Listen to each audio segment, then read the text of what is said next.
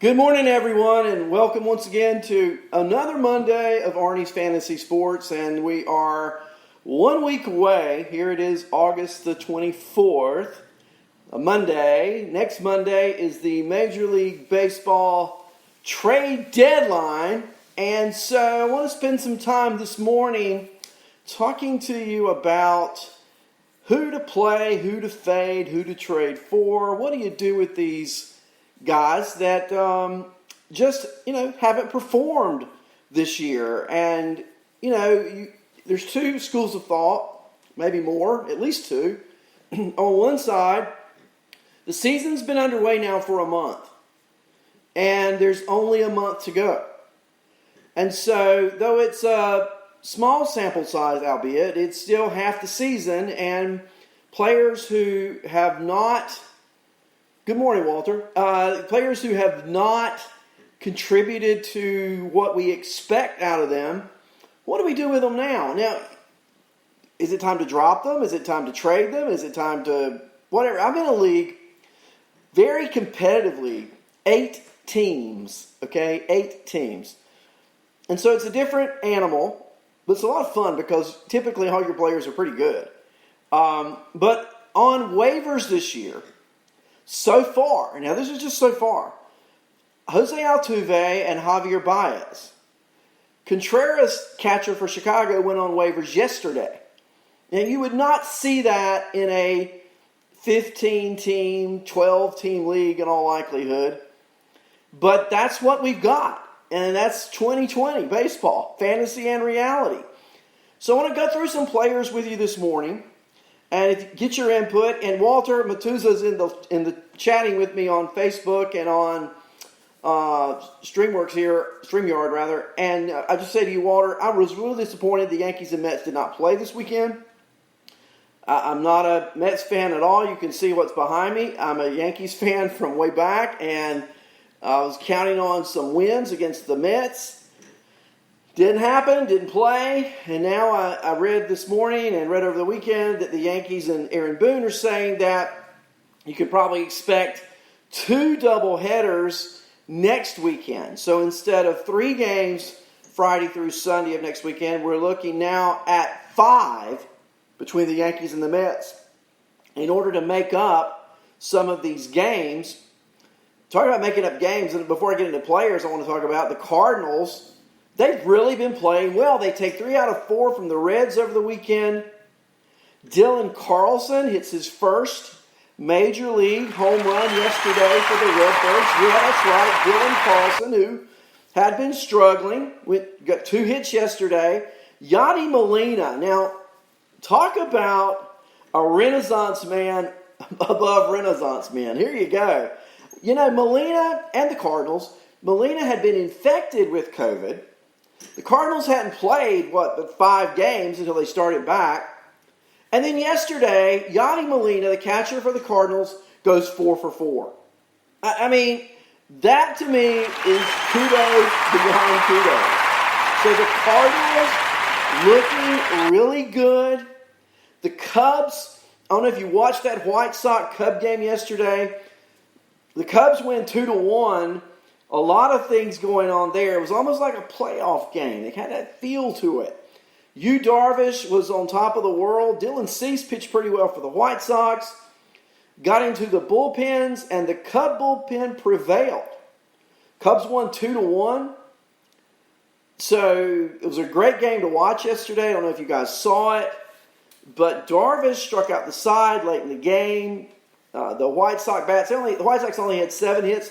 The Cubs only had 3, but fortunately for the Cubs, one of those was a 2-run homer by Kyle Schwarber, which was the game winner. The Cubs as a team just are not hitting, but the Cubs as a team just keep winning.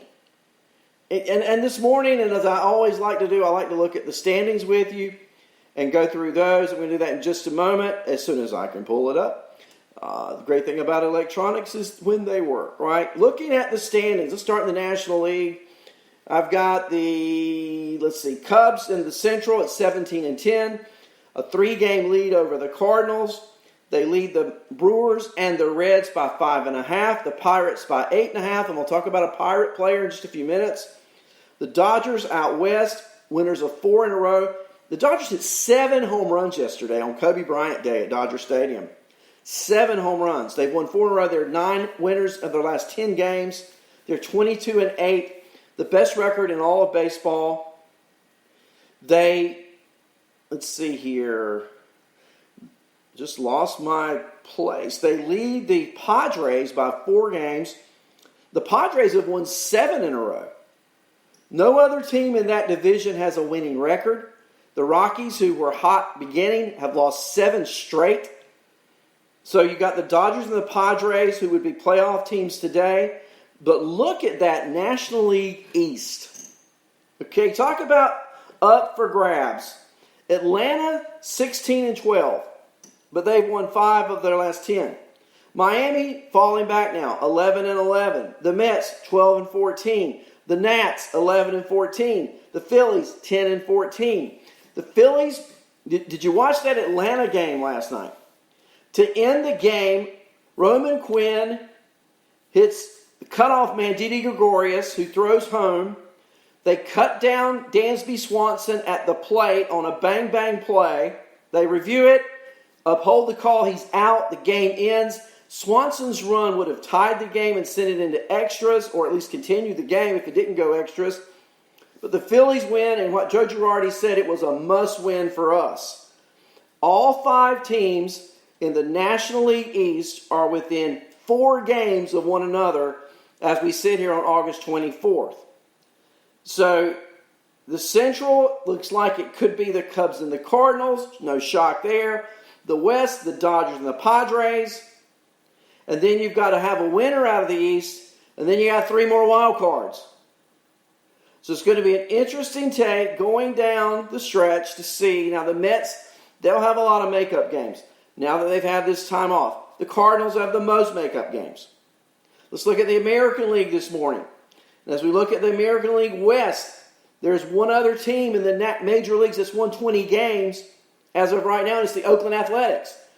Oakland 20-9. They've won 7 of their last 10. They lead the Astros by 4.5, and nobody else is close. Texas in third place, 9 games out. The Astros are 15-13. The Astros were just swept this weekend by the San Diego Padres. Told you the Padres won 7 in a row. Look, they swept the Rangers, then they swept the Astros. I think Fernando Tatis' energy is not only infectious, it's contagious. It's going through that clubhouse. Manny Machado's been on fire lately the last 5 games. Houston, 7 winners of their last 10 games, but they have lost 3 in a row. Looking at the Central, this is where it gets really interesting to me. I've said all along, I don't really trust the Minnesota Twins pitching. I've never doubted they can hit the baseball. The Twins, as we wake up on Monday, August 24th, are 19-10. They have a 1.5 game lead over Cleveland and a 2-game lead over the White Sox. Now, the Cleveland Indians, we know all about the Plesac-Clevenger issue, violating team curfew, violating team rules. Good morning, King Happy. It's good to see you on this morning. But we know all about Clevenger and Plesac, and we know what good pitchers they are, yet Cleveland has done better since they've been out of the lineup than while they were in it. We got a week to go before the trade deadline. I've always thought, since this happened, it's going to be really hard for Clevenger and Plesac to go back into that locker room. It's one thing to make a mistake. It's another to make a mistake and then not be truthful about it with your teammates. So I'm looking for Cleveland in the next week to trade both Plesac and Clevenger. We've talked about that on previous shows. I'm not going to rehash all of that this morning. But I think those are moves that can be and probably will be made over the next week. In fact, it wouldn't surprise me if at any time those trades were announced. We'll see. And in the American League East, The Yankees trail the Rays by a game. The Rays are 19-10. We know the Yankees did not play this weekend. They are 16-9. They will have some games to make up. The Rays have played 29 games, almost half their schedule. The Yankees have played 25.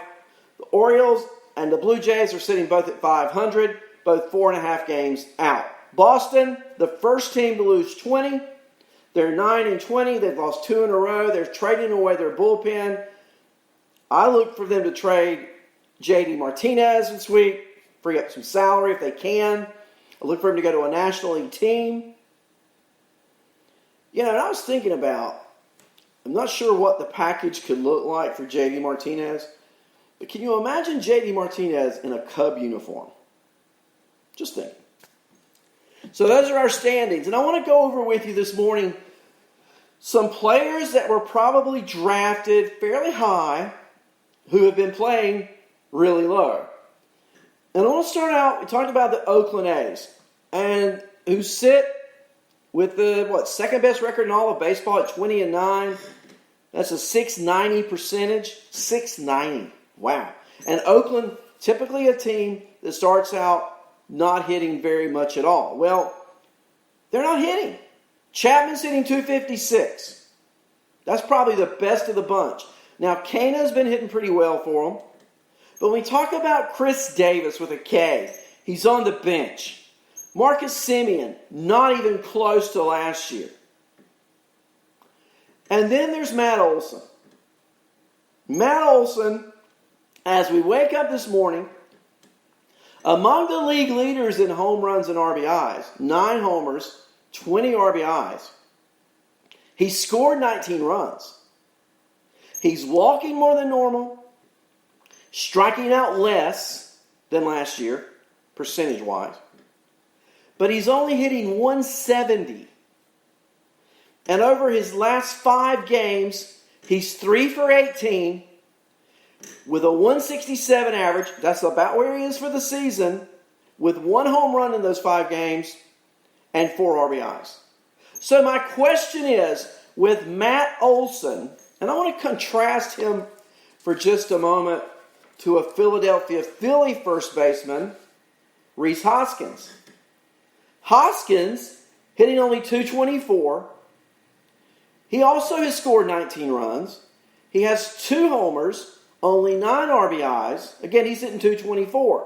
But over his last 5 games, Hoskins is 5 for 16 with a .313 average. And we know Rhys Hoskins is a streaky hitter. So how do you compare and contrast Olson to Hoskins? One a left-handed bat, one a right-handed bat. The left-handed bat Olson plays in a pitcher's park if there's ever been one in Oakland. Rhys Hoskins plays in a hitter's park in Philadelphia. I think you keep both of them. And here's why. Olson's not going to hit .170. With him walking more, striking out less, he's putting the ball in play. And what if over the next half, let's say at the end of the season, he winds up with a .240 batting average, which I think is realistic. Well, if he's going to hit .240 for the year, and he hit .170 the first half, he's got to hit about .310 to end the season. And I think that's a probability by the fact when you look at the hard hit rates, walk rates, strikeout rates, his numbers should be better. You also hang on to Hoskins. He hits second in that Philadelphia order. Second. That's a good offensive team. And their pitching is going to get better. Look, the Phillies went out. Can't blame them for trying, right? I'm not so sure Workman is the answer, but they deal with Boston to try to shore up a bullpen that if the season ended today, the Philadelphia Philly bullpen has the highest earned run average of any bullpen in the history of the sport. So they go out and pick up 2 relievers. And they win last night. It was a great defensive gem from Quinn.